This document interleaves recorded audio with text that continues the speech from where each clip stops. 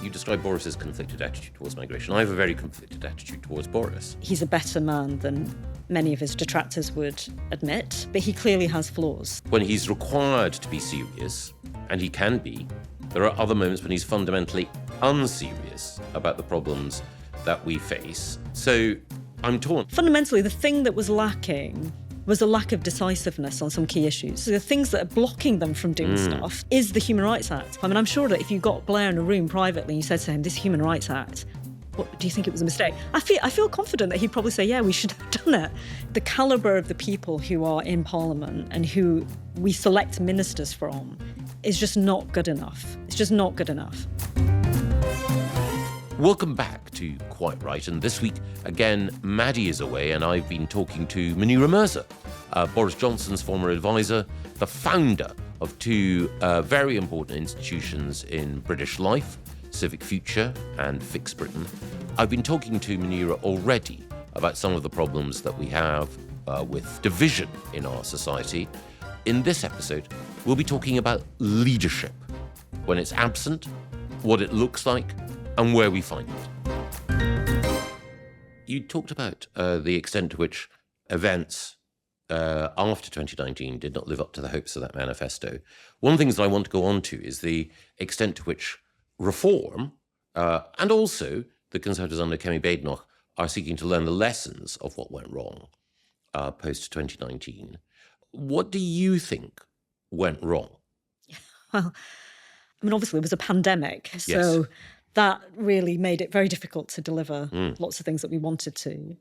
The Boris wave is the most obvious, Yes. failed policy beyond failure. The sudden huge spike in migration just towards the end of the pandemic.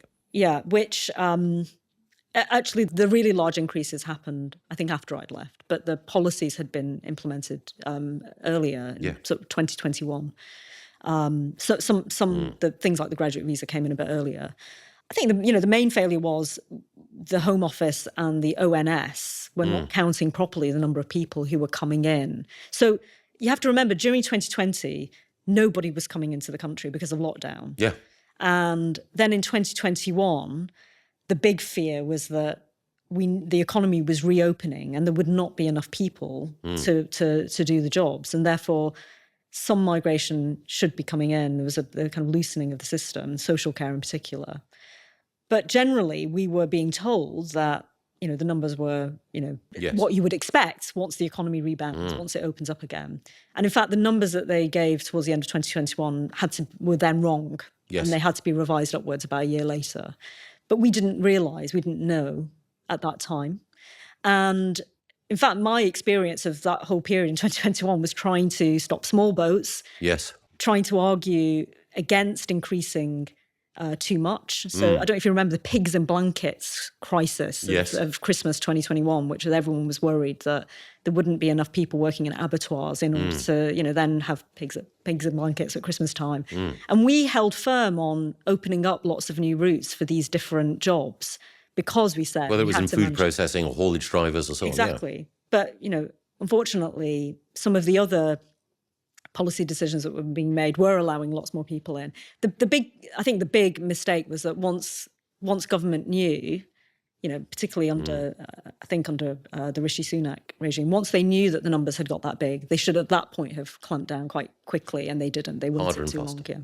To what extent do you think Boris was either incurious about it, or let down by the system and others, or actually not perhaps as worried as he might have been, because Boris would have hated to have been thought of as a racist or restrictionist or a latter-day Enoch Powell?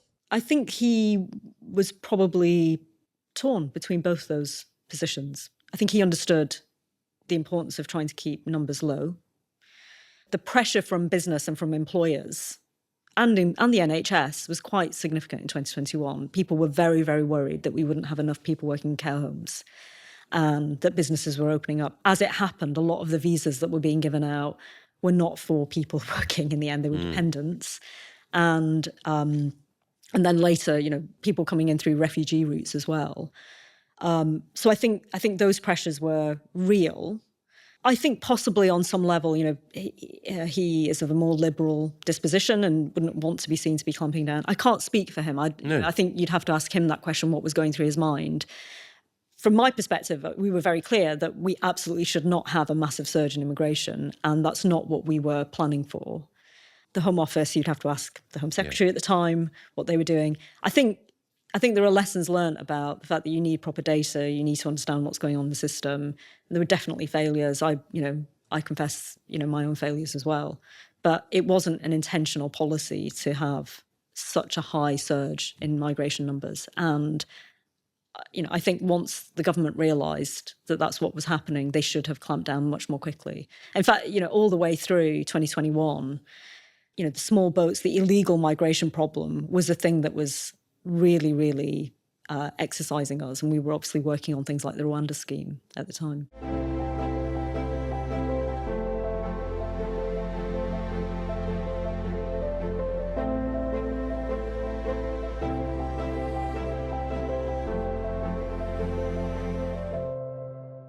I want to go on to look at reform and the Conservatives, and indeed Civic Future and Fix Britain, and the different ways in which people are grappling with how to make a success of government and to learn appropriate lessons. But just one thing, on Boris himself as an individual, as a personality, you describe Boris's conflicted attitude towards migration. I have a very conflicted attitude towards Boris. On the one hand, I really enjoyed working for him, and I think that there are very few people who have his ability sometimes to cut to the heart of issues and to articulate the heart of certain problems. And he has a deft and agile and curious mind. And a lot of the detractors, I think, are grotesquely unfit him. But on the other hand, he can be infuriatingly evasive and sometimes at the moment, and this I think is all the greater a problem, when he's required to be serious, and he can be, there are other moments when he's fundamentally unserious about the problems that we face or faced. So I'm torn. I think he's obviously a Marmite character. There are some people who suffer from Boris derangement syndrome and who can see no good in him, which I think is completely unfair. There are other people, a smaller group, who think that he was terribly traduced and aren't necessarily willing to acknowledge his faults. Overall, if you were going to pass a judgment at the moment, what sort of judgment would you make? I'm wise enough not to pass a judgment on a former employer. And all I will say is, and I said this when I resigned as well, as you've just said, I think he's a better man than many of his detractors would admit. Oh, yes. But he clearly has flaws. All prime ministers have flaws. Yep. Unfortunately, his were very exposed during that period. And, as I said before, the pandemic drove a lot of people mad. Yes. And forced a lot of decisions that, maybe in hindsight people will regret. I suppose I'm trying to find a diplomatic way of avoiding saying anything that will be so critical of him. He's not prime minister anymore. No. I had a long working relationship with him. I don't see a great advantage to I think doing that's a very character gracious. assassination of him. And I don't want to either. I think you- that would be unfair. There are plenty of others who have pointed out his flaws and where he went wrong. And I think I'll leave it to others to say. I'm not going to ask you to endorse my analysis, but as you listened to it, analysis may be putting it too highly, set of impressions, did you think that I was being unfair given my perspective? No, look, it's for you to decide on how you characterise that period. I mean, I suppose a question for you, I was to ask is, lots of people will pin the blame on Boris, his personality, for what went wrong in that period. I think always there's, the protagonist, the central protagonist has a lot to answer for. Yes. But I think the more systemic problems also need to be explained. And fundamentally, the thing that was lacking, partly because of him, but also because of the Conservative Party and cabinet, was a lack of decisiveness on some key issues. So you will know just from being in government that every time a cabinet minister wants to make a decision, they have to issue a right-round process or consult the rest of cabinet. And usually when there was a delay in the process, it was because one bit of government was blocking another bit of government. Yes. And that argument had not been resolved properly. Sometimes that was because number 10 was not making a decision and not arbitrating properly. But also it was because fundamentally the Conservative Party just couldn't agree. No, There was about 2 or 3 different parties in one, and they couldn't agree their position. I think that is absolutely spot on. So I think that sometimes we expect too much. We expect superhuman virtues of our prime ministers. That doesn't mean they should be exempt from criticism, quite the opposite. But any individual operates within a system. They have the capacity, if they're at the pinnacle of that system, to change it. But that in itself is quite a formidable undertaking. It's the system. I'm not absolving individuals of responsibility, but it's the people within the party, their attitudes. It's the people within government, their habits, that will often determine success or failure. Thinking back to the Conservative Party at that time, what do you think were the fundamental problems that it had? And are those problems in any way being resolved now in opposition? Well, they, to give you an example, the whole issue around trans and self-ID, which I'd assumed coming into number 10 that we would just immediately stop that policy. Yes. And not spend very much time on it. No. It was a policy that had been developed under Theresa May. And there were quite a few policies in that bucket of basically what I would call identity politics light. It was sort of trying to do things that would make the Tory party look less nasty. Yes. And my view was that they were bad policies. They had potentially very bad outcomes, adverse consequences.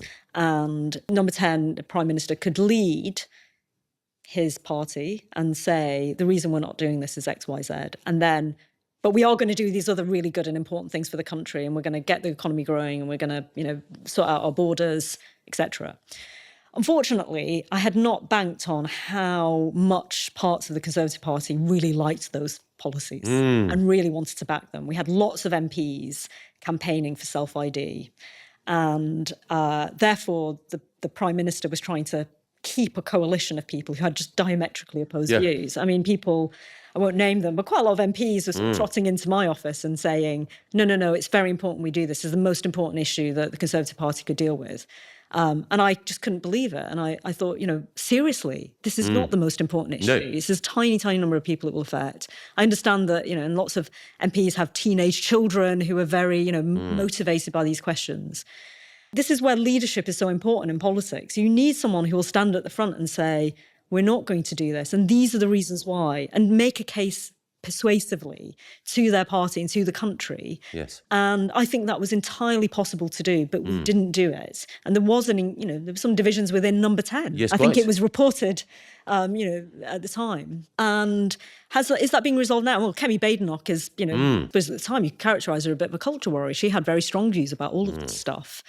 And to what extent is she able to persuade the broader Conservative Party to go along with that change of direction? I don't know. But that, I think, needs to happen. And, we when I was in number 10, we commissioned the CAS review. We also commissioned the Sewell review. We did quite a lot to try and change the narrative around these very controversial The CAS review particularly into the treatment that was offered to younger people who were potentially undergoing gender identity treatment, and the Sewell review into racial and ethnic disparities, which was intended to look at them through the lens of evidence and data rather than a pre-existing disposition to believe that society was fundamentally unjust and that injustice was driven by racism. Yeah, and I was involved in both of those things, and I thought that they were very important for changing the way that government, that policymakers, legislation could work. The thing that is harder to change but needs to be changed is things like the Equality Act. Yes. In the end, the self-ID policy didn't go ahead. No. But things like the Human Rights Act, all of these bits of wiring in the system that have, I think, led to quite adverse consequences need to be looked at again, need to be reviewed. And we weren't able to do that when I was in government. But I do think that's something that hopefully political parties will look at now. Yeah.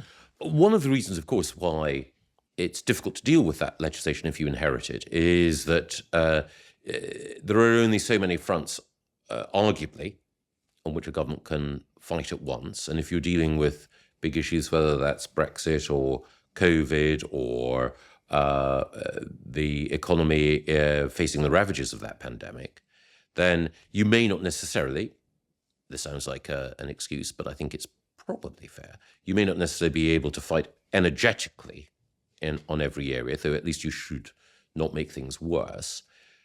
There's something deeper, however.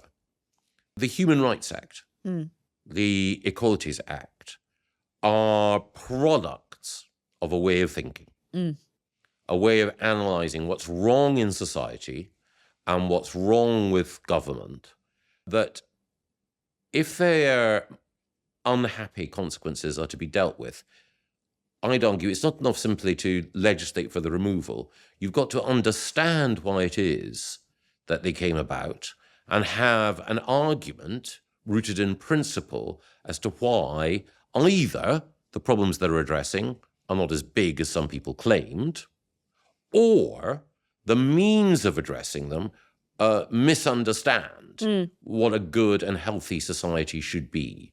So far, I haven't seen the same degree of thought or care or energy being given to analysing why these pieces of legislation have acted as powerfully as they have and why they bewitch the minds of people in the legal profession, in academia and elsewhere.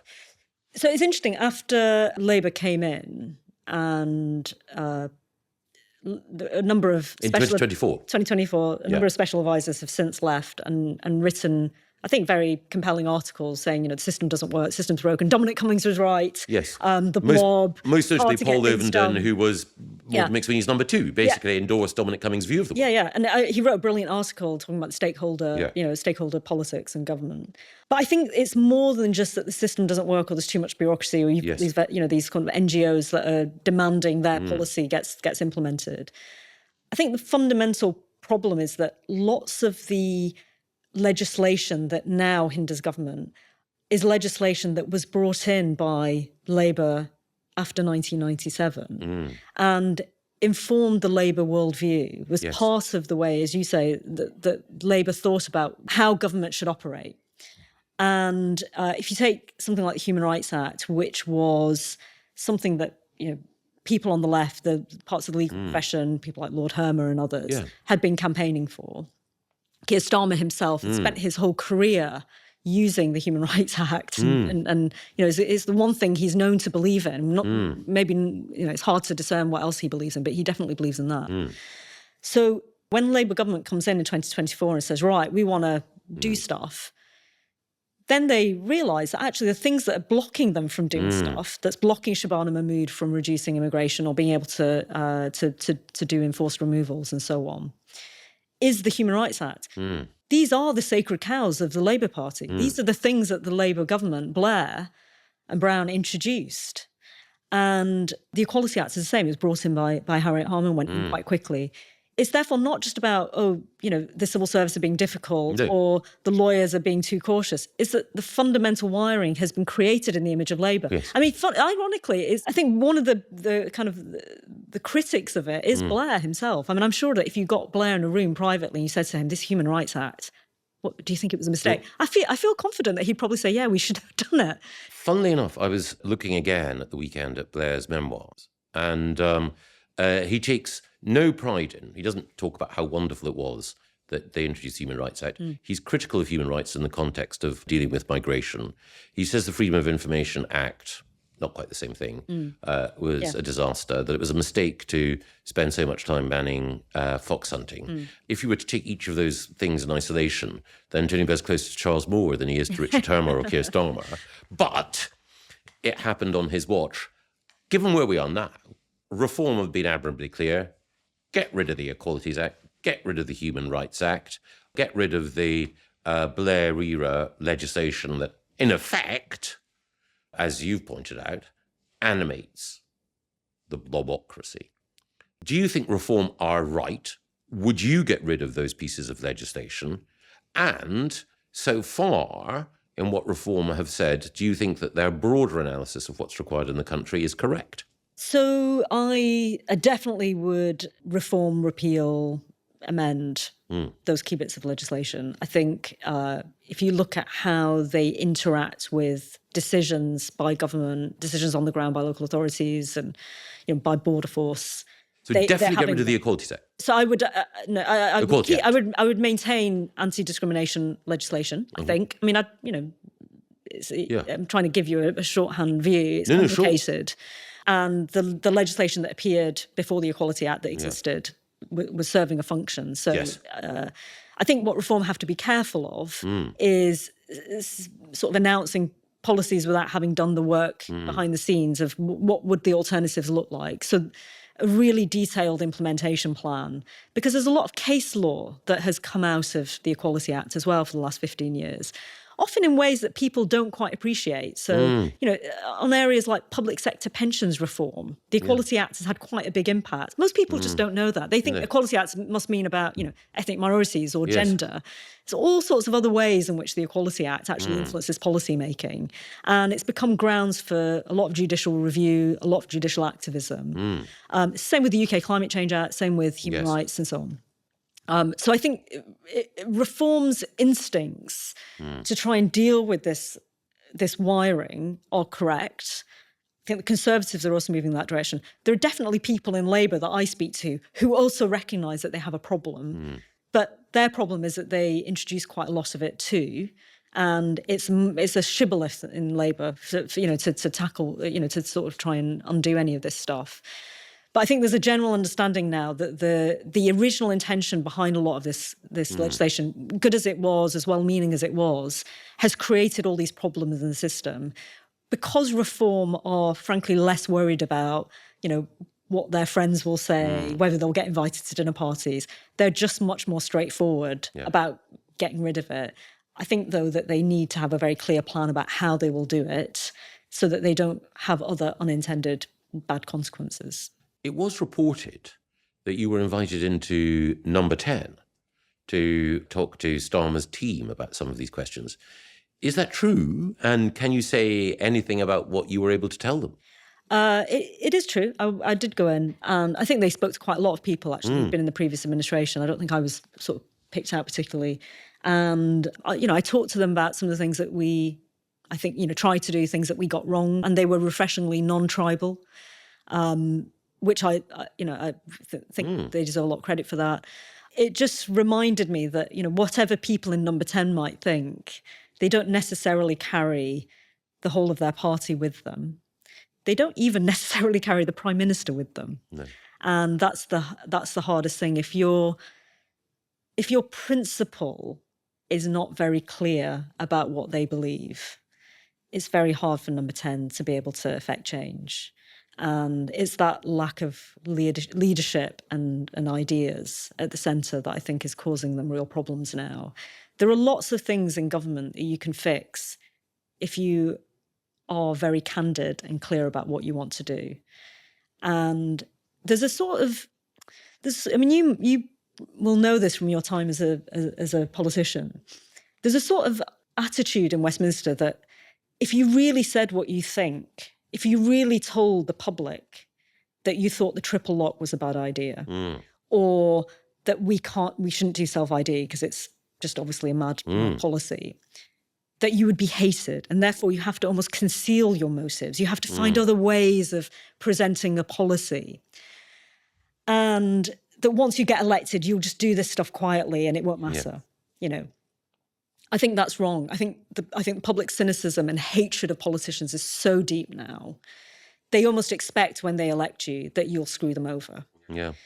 I think actually the real way to deal with this problem is for radical candour. This is a kind of management language that it's a sort of phrase that's used in business circles.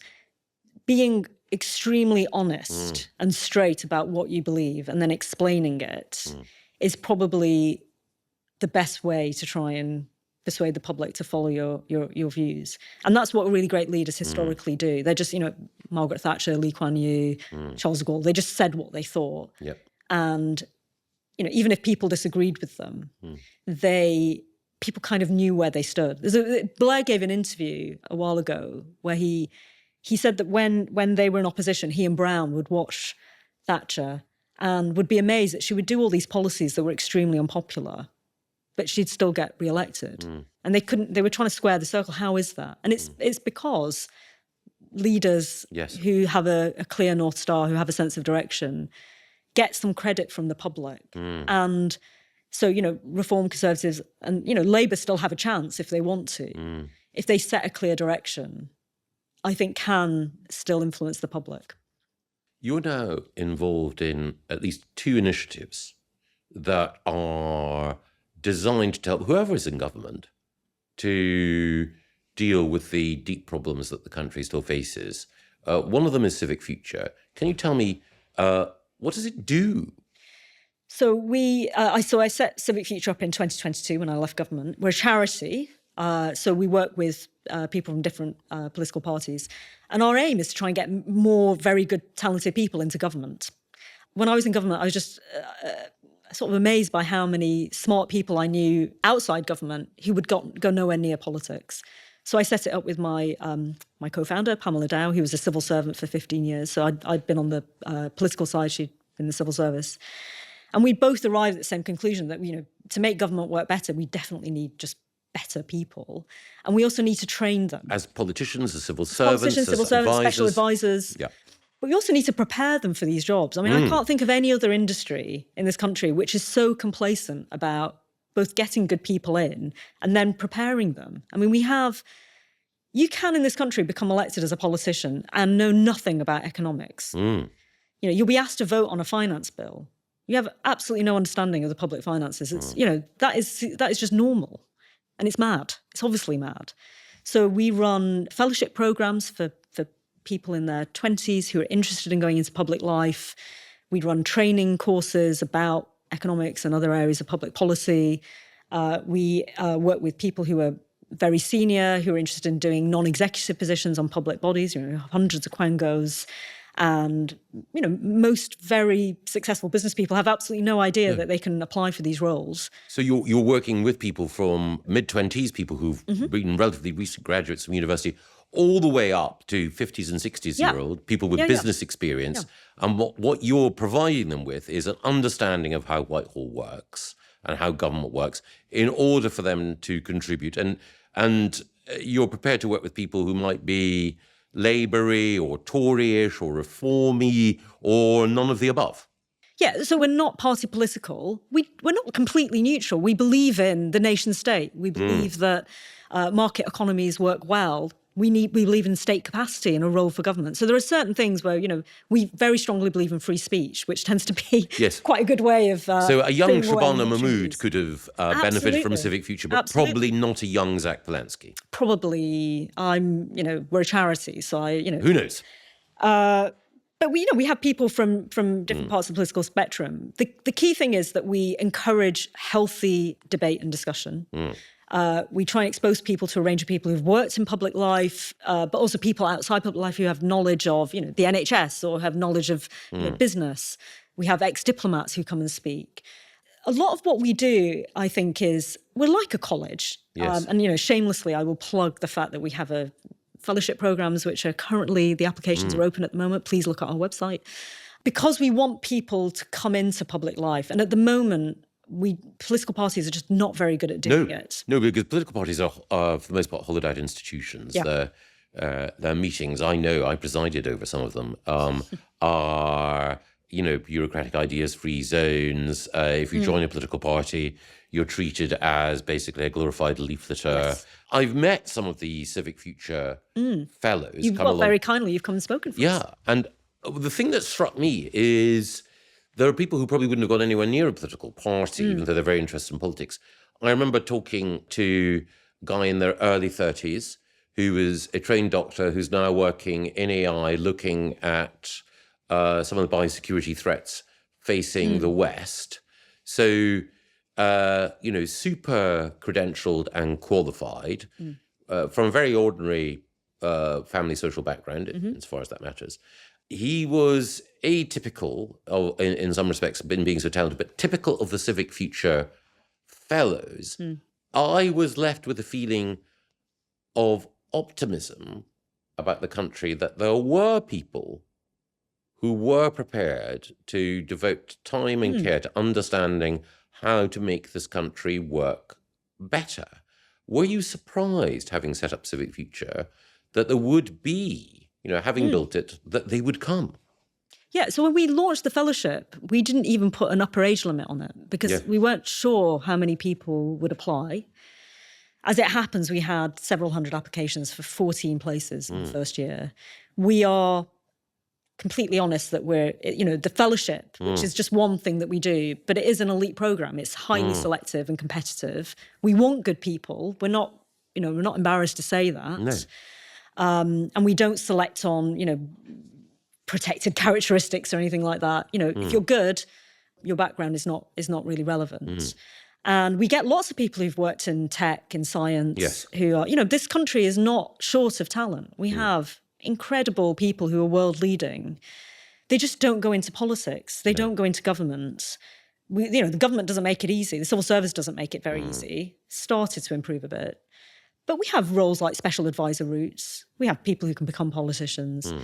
I think we've just been really, really dreadful at cultivating a political elite. And the kinds of people who, frankly, who become politicians now are the pushiest, kind of shamelessly ambitious. And our system and our political parties reward that. If you look at the number of MPs who have, just the number of MPs who were reported for sexual harassment, it's ridiculously high. The calibre of the people who are in Parliament and who we select ministers from is just not good enough. It's just not good enough. And so when we set up Civic Future, we thought, well, we should, maybe there are better people out there. Let's hope. There might be a few dozen who apply to the programme. It turned out there were hundreds of people, and they were good applications. Yes. So when we did the fellowship, but we realised, what are we going to do with all these other really good people? And we've created more and more programmes to try and create relationships with them. But yeah, I think one of Britain's key strengths is we have just really good talent. And out of Civic Future, you've developed and set up another parallel or related organisation, Fix Britain. What is it aiming to do? So Fix Britain, I think, solves a different problem, but it's related, which is that when political parties get into government, they have very ambitious sounding proposals, they have their manifestos, but they have zero implementation plan. Yes. And for the reasons that we've discussed to do with legislation and things like the Human Rights Act, actually government is much more complicated than it was. And you need to have a plan for how you will implement policies, and it needs to be pretty well worked out before you arrive. I think this is one of the reasons why the Labour government has really struggled. It clearly didn't have a plan, didn't have a worked out set of policies, hadn't done any draft legislation.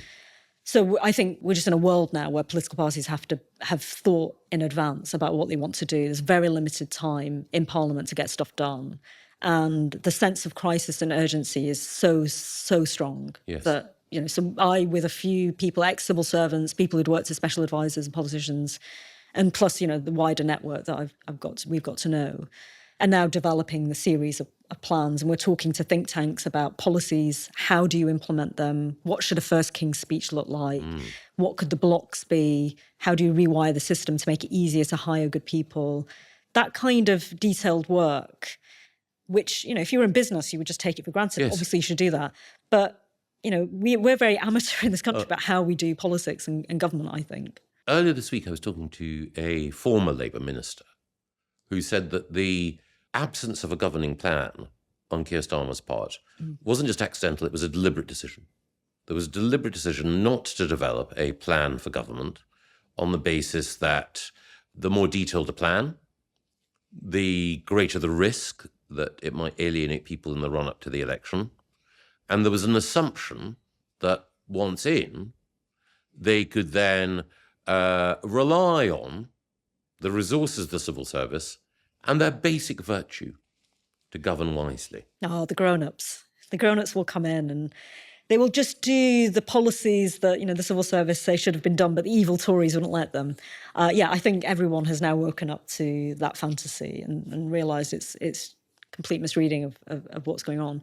And it's not an insult to the civil service to say that plans need to be developed in opposition, or certainly before then being introduced to the civil service. It's a compliment, I would argue, to say we have a set of proposals and we're now going to have a conversation with you about how we implement them, but we're clear about the direction in which we wish to go. My own experience is that civil servants respond well to that proposition, and the more determined a minister is to outline their thinking, the more that they will engage and more that they can actually successfully shape a promising outcome. Yeah, well, when we do our teaching and our training, we often point to the reforms that you brought in education. You had a team in opposition that had done a huge amount of work, understood the arguments, had an analysis, had built support outside amongst teachers. You'd got people who were ready to set up free schools, so that when you came in, I'm sure you've said yourself, you encountered some resistance from the civil service to some of these ideas. That friction actually is quite important as well, because it helps you to refine the policy. You have to hear the challenges. Sometimes ministers complain that, well, civil servants don't like my ideas, but their job is to sometimes red team it. But if you're very clear about what you want to do and why you want to do it, you can often overcome those first initial sort of resistance. That's just not happening in lots of other policy areas. And that is one of the reasons why government is becoming very, very dysfunctional. There is just, I've spoken to people who are in the civil service now who've said it's surprising that the Labour ministers that they deal with, all very nice, very well-intentioned, but they're not very challenging. They're not pushing them very hard in a direction. Partly, I think, because of this decision that was clearly made by the Labour leadership that they weren't going to think about what they would do in government until they arrived in government. Yep. And it's just a fatal error. I think they just assumed that the civil service and their inherent virtue would allow them to fix the country. I'm not going to ask just a few general, not quick fire, but hopefully simple questions. You've mentioned Charles de Gaulle and Margaret Thatcher as political leaders to admire. We'll have to restrict it to people who are now dead. Okay. Who would you say was your political hero? Well, I have a few, but I'll mention Lee Kuan Yew just because we take our fellows to Singapore for a week, and which is a really great, interesting experience. We talk quite a lot about the history of Singapore. Lee Kuan Yew is a sort of, there are lots of people now who talk about, I know that, Dom, my former colleague, has talked about Lee Kuan Yew as well. The reason why he's very inspiring is because he took a country that was on its independence, had no natural materials, didn't even have access to an independent source of water, very poor, and recognised that the quality of the people who were in charge was the biggest, most important decision that he could make. And so he was ruthlessly meritocratic. He was a phenomenal communicator. If you watch YouTube clips of his speeches, he was just very used to being able to make an argument. And he would go around, he learned the languages of all the different communities in Singapore. It's a multiracial country, and he made an effort to communicate to them in their own language, but at the same time made English the national language, the official language of Singapore. He was pragmatic, he was honest, he had radical candour, he was not afraid to do what was the right thing. I wouldn't agree with a number of his policies, but nobody's perfect. Nobody's perfect. But I think as a kind of an example of the heroic leadership model, he's a pretty good one. There are others I could point to, but I'll mention him just because I think he's up there. If there were 2 or 3 non-fiction books and 2 or 3 works of fiction that you would recommend to people and say, at whatever point, these are the books that you should devote hours to, which non-fiction books and which fiction works might you recommend? Well, I'll give a plug to a non-fiction book that hasn't been written yet, which is my colleague at Fix Britain, Stephen Webb, who's the director of programme. He's a former civil servant. Oh, yes. He was a civil servant for many years. He also writes an excellent Substack, Wallenstein's Camp, which is getting quite a following. He has a book that's coming out soon about how to, I think the working title might be How to Make Bureaucracy Great Again. And he's writing quite a lot about historic examples where the British state actually got stuff done and what we can learn from it. And he's and people like Pitt and Peel and so on. Exactly. And, how was the Navy built, and how did we, make the Bank of England, nationalising it, and why was it so effective, and so on. And he's a great writer because he works inside the system. He knows its flaws, but he's fundamentally optimistic about being able to change it. And that's it's very important. We always say in Civic Future that it's easy to be defeatist. We put people off politics because we tell them how hard it is to get things done. But there are examples, you're a shining example of one, where you can get stuff done, but you have to be really honest and really prepared. In terms of fiction, I think Decline and Fall by Evelyn Waugh. I was rereading it a while ago, and you talked about suicidal empathy. There's the brilliant section in I don't want to give too much of a story away. In the prison. In the prison, where Prendergast, they have a progressive prison policy where they take the criminally insane, and then one of them unfortunately decapitates the chaplain. And because Evelyn Waugh is a brilliant satirist, he immediately gets to the heart of this tendency of the kind of progressive elite to want to be kind and want to be well-meaning, but just getting it wrong. And the sort of lack of realism, I think, is interesting. I just point to that just because I read it recently. And what's your favourite movie? Oh, and Middlemarch. Sorry, I have to say Middlemarch. No, because of course. That is Maddie's choice too. It's a brilliant insight into, the dynamics of both local towns, but also how politics plays into it. Favourite movie, and if you could own one work of art, what would it be? Favourite movie, Godfather. It's a great way of, it's a great insight into politics. It's a character called Michael who's a killer. It's also about trading favours, which is important in politics. Sorry, what was your second question? If you could own one work of art. Oh, God. These are difficult questions, Michael. Sorry. What's your answer? There's a picture of Charles I on horseback by Van Dyck. I'll go for something contemporary. I think people on the right are not great fans of contemporary architecture, and so I would have to choose a building by Oscar Niemeyer. I don't know which one. There's so many to choose from. He was a phenomenal modernist architect, and I think points to the fact that you can have great beauty in a modern vernacular. And, maybe, reconciling modernity with conservative values, I think, is one of the big challenges of our time. Munira Mirza, thank you very much. Thank you.